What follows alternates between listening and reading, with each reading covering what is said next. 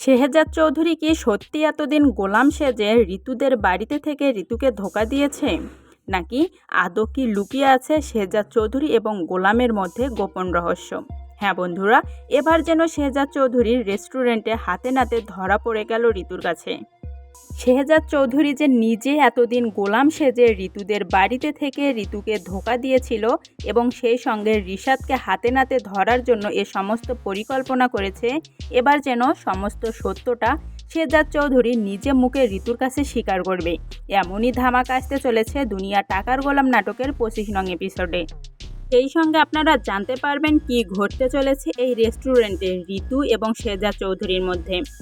ঋতু যখন শেহজাদ চৌধুরীকে গোলাম বলে ডাক দিল, ঠিক তখনই যেন ভয় পেল শেহজাদ চৌধুরী। শুধু তাই নয়, পিছন ফিরে তাকালো ঋতুর দিকে এবং ঋতুকে দেখা মাত্রই সে উঠে দাঁড়ালো। কিন্তু এখন যেন প্রশ্ন থেকে যায়, যদি এই শেহজাদ চৌধুরী শেহজাদি হয়ে থাকে এবং সে যদি ঋতুদের বাড়ির গোলাম না হয়ে থাকে, তাহলে কেন শেহজাদ চৌধুরী ঋতুকে দেখে ভয় পেল এবং কেনই বা ঋতুকে দেখে উঠে দাঁড়ালো শেহজাদ চৌধুরী?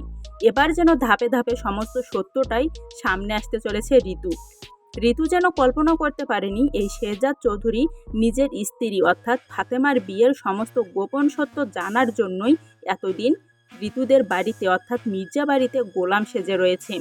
কিন্তু যখন ঋতু শেহজাদ চৌধুরী এবং গোলামকে প্রমাণ করার জন্য সরাসরি শেহজাদ খানের হাত ধরে টেনে নিয়ে যায় মির্জা বাড়িতে আসল সত্যটা দেখার জন্য, কিন্তু মির্জা বাড়িতে যাওয়ার পরই যেন ঋতু কোনোভাবেই দেখতে পেল না গোলামকে।